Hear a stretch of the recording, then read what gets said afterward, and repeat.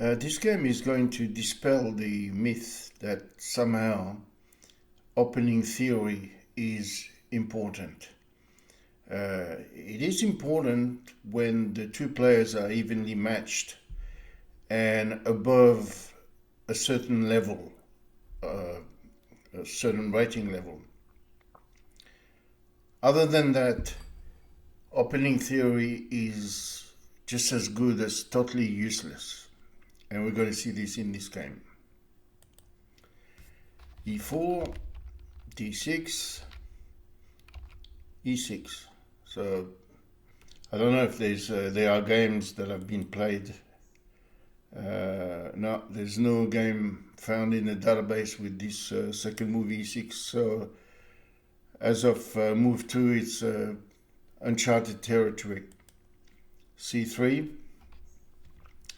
Not a bad move, but you're preparing D4 when you could have actually played D4 straight away. So anyway, F6, C6. Now you'd note that White has played C3 and then he played C4 later. So that's not a good sign. That's a sign of somebody who's not grasping the position. B6, A6. So it should be quite clear what Black is doing. Black is staying within the first three ranks and letting White develop as he wishes. Bishop G7, castle, and now the king moves up. And now White feels like he needs to break through.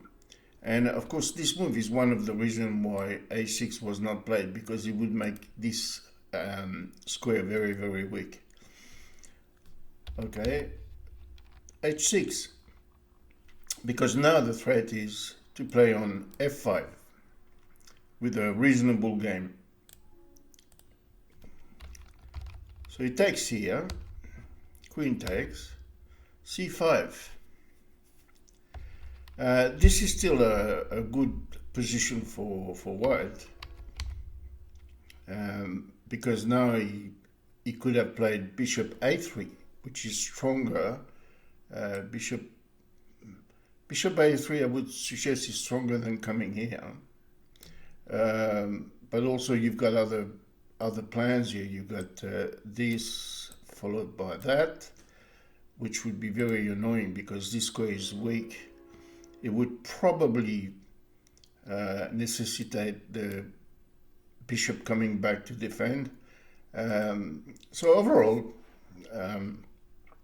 White has got a very good position here. So the queen goes to b4. The idea is more to be able to go there and come back to the defense of e6 if needed.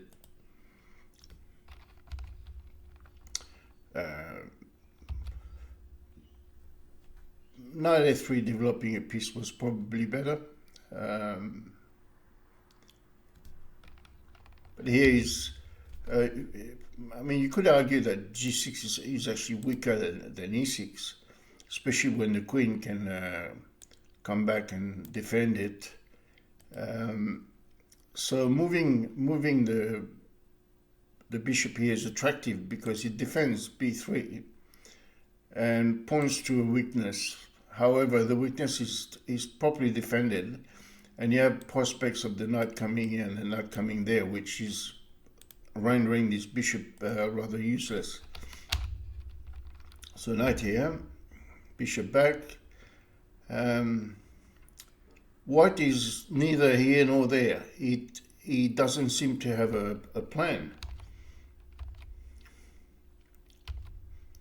And he gives away moves that are just helping. So we went from a position where White was like clearly better to a position now where it's equal.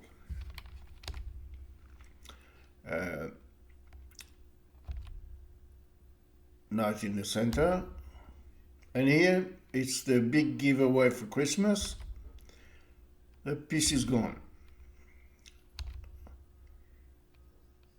Check, pawn takes, and we go back in defense of this pawn. And there's no attack by even if he piles up. There's always this move here, shielding the attack of the bishop. Now he goes all out in defense. He had a piece that was really well placed here with pressure. He's now withdrawing that piece to a passive square, doing passive work. So on we continue. He's got to unpin, of course, a bishop here now. So that will ensure that the bishop is stuck here for a long time. And then he comes back, not really knowing what he wants. So he's basically forcing black to play good moves. And now he goes back to another square, going back to the original g6, which he attacked before.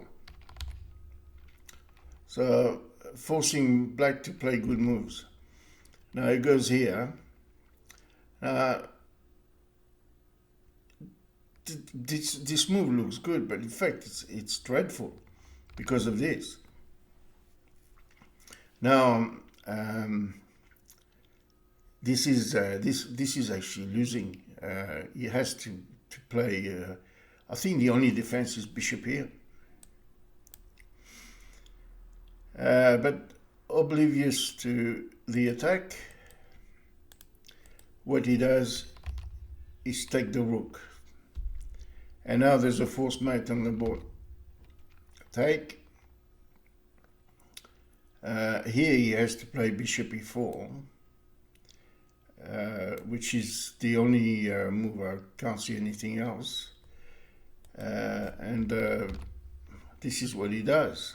And but then he realizes he's cooked anyway. Bishop takes. What do you do here? You probably have to take with the queen, otherwise it's mate.